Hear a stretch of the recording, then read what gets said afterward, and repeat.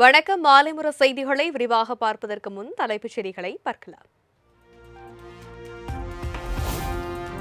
டெல்லியில் பிரதமர் நரேந்திர மோடியுடன் முதலமைச்சர் விஜய் சந்திப்பு. மேகதாது அணை விவகாரம், ஜிஎஸ்டி வரி நிலுவை உள்ளிட்ட கோரிக்கை மனுவை வழங்கினார்.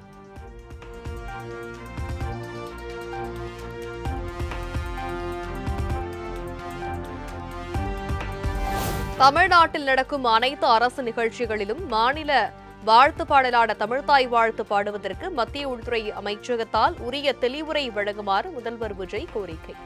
சமீபத்தில் நடந்த பதவியேற்பு நிகழ்ச்சிகளில் வந்தே மாதரம் முதலில் பாடப்பட்டும் தமிழ்தாய் வாழ்த்து 3ஆம் இடத்திற்கு தள்ளப்பட்டது விமர்சனத்திற்குள்ளான நிலையில் முதல்வர் விஜய் வலியுறுத்தல்.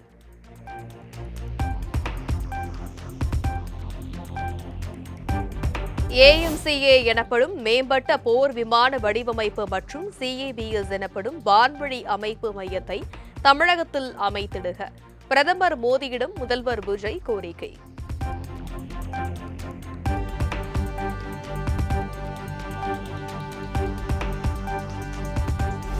அதிமுகவுக்குள் உட்கட்சி பூசல் நிலவி வந்த நிலையில் இரு தரப்பினரும் சமரசம். சபாநாயகர் ஜேசிடி பிரபாகரை இரு தரப்பினரும் ஒன்றாக சந்தித்து தங்கள் மனுக்களை வாபஸ் பெற்றனர்.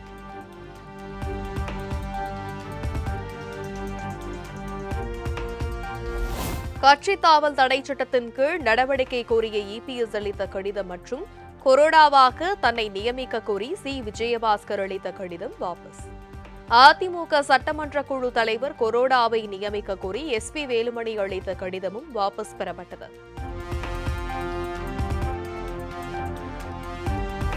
எங்களுக்குள் கருத்து வேறுபாடுதான் இருந்ததை தவிர பிளவு இல்லை என அதிமுக முன்னாள் அமைச்சர் எஸ்பி வேலுமணி தகவல்.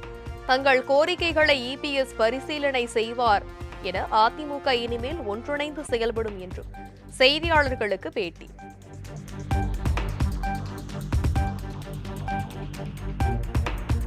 சி.வி. சண்முகம் எங்களுடன் தான் இருக்கிறார், அனைவரும் ஒற்றுமையாக செயல்படுவோம். சபாநாயகரிடம் கொடுத்த மனுவில் சி.வி. சண்முகத்தின் கையெழுத்து இருக்கிறதா என்ற கேள்விக்கு எஸ்பி வேலுமணி பதில்.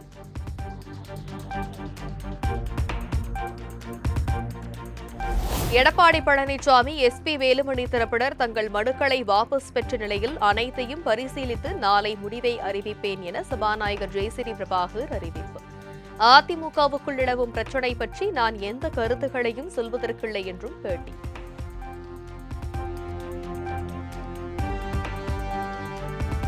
நீண்ட போராட்டத்திற்கு பிறகு மீண்டும் எடப்பாடி பழனிசாமி தலைமையிலான அதிமுகவில் இணைந்தார் முன்னாள் அமைச்சர் எஸ்பி வேலுமணி. சென்னை பசுமை வழிச்சாலையில் உள்ள இல்லத்தில் இபிஎஸ்ஐ சந்தித்து மன்னிப்பு கோரினார்.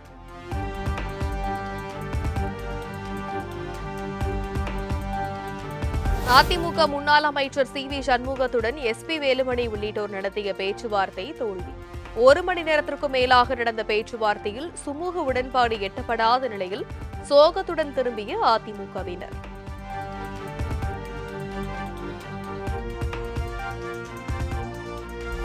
எடப்பாடி பழனிசாமி தலைமையில் மீண்டும் அதிமுகவில் தொடரப்போவது இல்லை என சி.வி. சண்முகம் திட்டவட்டம். இபிஎஸ் தலைமையில் இருந்தாலும் நாம் தனியாக உள்ளே இருந்து செயல்படலாம் என எஸ்பி வேலுமணி வலியுறுத்தியும் எடுத்த முடிவில் இருந்து பின்வாங்க மாட்டேன் என சி.வி. சண்முகம் கூறியதாக தகவல்.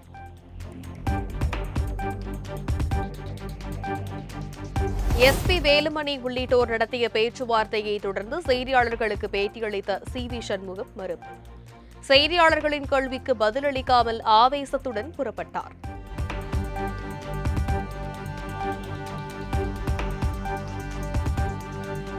எடப்பாடி பழனிசாமி தலைமையிலான அதிமுகவில் இணைவதற்கு மறுப்பு தெரிவித்த சி.வி. சண்முகம் தனது எம்எல்ஏ பதவியை ராஜினாமா செய்ய உள்ளதாக தகவல். இபிஎஸ்ஸின் பிடிவாதம் அதிமுகவுக்கு நல்லதல்ல என்றும் என்னோடு பயணிப்பவர்கள் பயணிக்கலாம், இல்லையேல் அவரவர் விருப்பம் எனவும் நிர்வாகிகளிடையே சொன்னதாக தகவல்.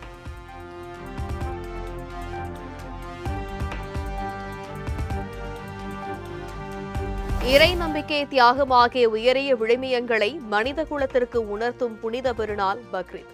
இஸ்லாமிய மக்களுக்கு பக்ரீத் திருநாளை முதலமைச்சர் ஜோசப் விஜய் வாழ்த்து.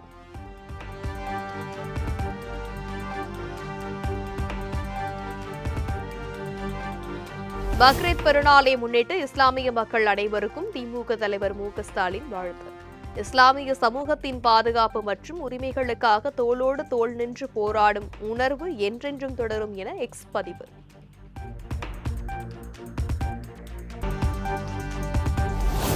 கர்நாடக அரசு காவிரி ஆற்றின் குறுக்கே மேகதாது அணை கட்ட ஒரு செங்கலை கூட வைக்க முடியாது. உயர்கல்வித்துறை அமைச்சர் விஸ்வநாதன் திட்டவட்டம்.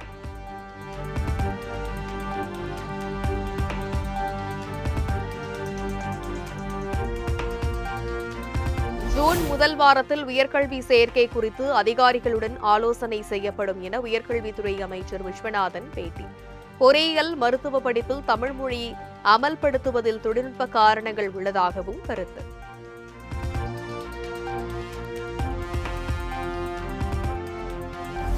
தேர்தல் ஆணையம் மேற்கொண்ட எஸ்ஐஆர் சட்ட ரீதியாக செல்லும் என உச்சநீதிமன்றம் தீர்ப்பு. பெயர் நீக்கம் சேர்த்தல் விதிகள் நடைமுறைக்கு முரணானவை அல்ல எனவும் நீதிபதிகள் கருத்து.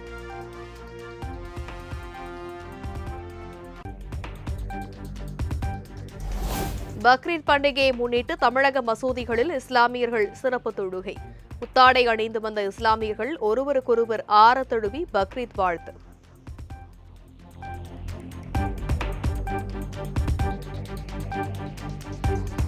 காலியாக உள்ள அரசு பள்ளி ஆசிரியர் பணியிடங்களை உடனடியாக நிரப்ப வேண்டும்.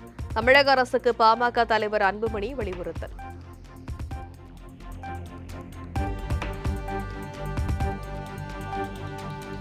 திமுக எம்பி ஆர் ஆசாவை எதிர்த்தோ திமுகவை எதிர்த்தோ விமர்சனம் செய்ய தேவையில்லை, போராட்டம் நடத்த வேண்டாம்.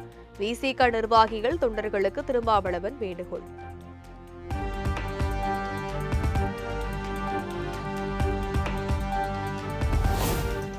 குன்னம் பேருந்து நிலையம் அருகே திமுக விசிக கடுமையாக மோதிக்கொண்ட சம்பவம். இருதரப்பைச் சேர்ந்த 120 பேர் மீது போலீசார் வழக்கு பதிவு செய்து நடவடிக்கை.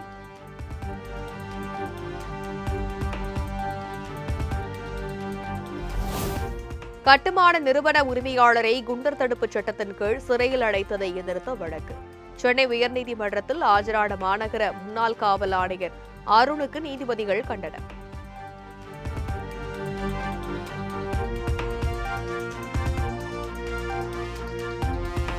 பல்கலை வேந்தர் விவகாரத்தில் உயர்கல்வித்துறை அமைச்சர் கூறிய கருத்துக்கு விசிக எம்பி ரவிக்குமார் கண்டனம். அமைச்சர் கூறியிருப்பது மாநில உரிமைகளுக்காக தமிழ்நாடு போராடி பெற்றதை கைவிடுவது போல் உள்ளதாக காட்டு.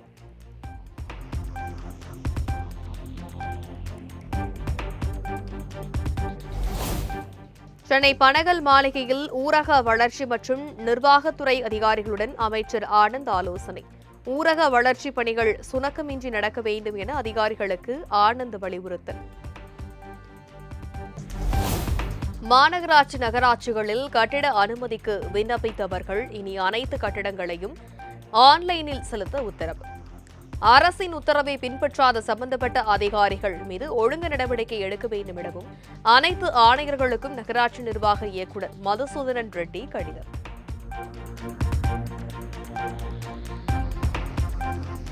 சென்னையில் ஆபரண தங்கத்தின் விலை சவரனுக்கு 640 ரூபாய் குறைந்து 1 சவரன் ஆபரண தங்கம் 1,17,200க்கு விற்பனை.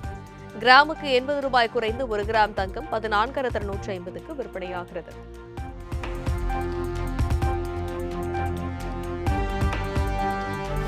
பெட்ரோல் விலை லிட்டருக்கு 33 காசுகள் உயர்ந்து 108 ரூபாய் 20 பைசாவுக்கு விற்பனை. டீசல் 32 காசுகள் உயர்ந்து 99 ரூபாய் 98 காசுகளுக்கு விற்பனை செய்யப்படுவதால் வாகன ஓட்டிகள் பாதிப்பு. ஈரோடு மாவட்டம் சித்தோடு பகுதியில் கை துப்பாக்கியுடன் திரிந்த இளைஞர் கைது. கைதானவர்களிடமிருந்து 6 கிலோ கஞ்சாவும் பறிமுதல் செய்யப்பட்ட நிலையில் காவல்துறையினர் வழக்கு பதிந்து விசாரணை.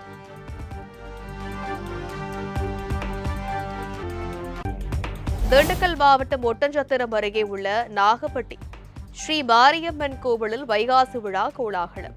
100க்கும் மேற்பட்ட பக்தர்கள் சுமார் 1 கிலோமீட்டர் தூரத்திற்கு அங்க பிரதட்சணம் செய்து நேர்த்திக்கடன்.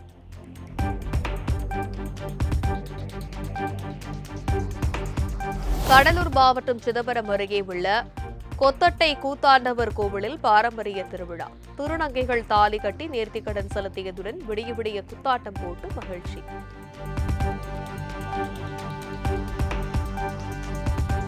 கேரள மாநில முன்னாள் முதல்வர் பினராயி விஜயன் மற்றும் அவரது மகளுக்கு சொந்தமான 12 இடங்களில் அமலாக்கத்துறையினர் சோதனை. 2018ஆம் ஆண்டு காலகட்டத்தில் 1,72,00,000 ரூபாய் பண பரிமாற்றம் நடந்ததாக வழக்கு பதிவு செய்த நிலையில் நடவடிக்கை.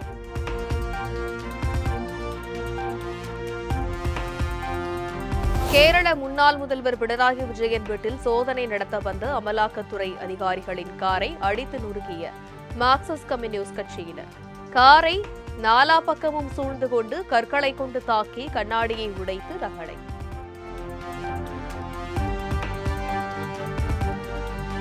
சிபிஎஸ்இ பள்ளிகளில் மும்மொழி பாடத்திட்டம் கட்டாயமாக்கப்பட்டதற்கு தடை விதிக்க உச்சநீதிமன்றம் மறுப்பு. மும்மொழி பாடத்திட்டத்திற்கு எதிரான மனுக்கள் மீது மத்திய அரசு பதிலளிக்க உச்சநீதிமன்றம் நோட்டீஸ்.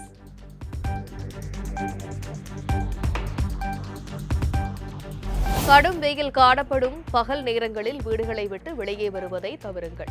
நாட்டின் பல மாநிலங்களில் வெப்ப அலை வீசுவதால் நாட்டு மக்களுக்கு பிரதமர் மோடி வேண்டுகோள்.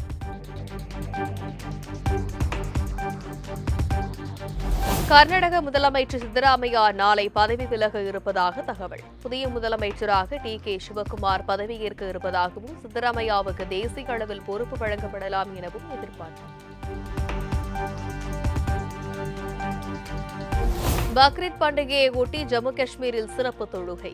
ஆயிரக்கணக்கான இஸ்லாமிய மக்கள் பங்கேற்பு.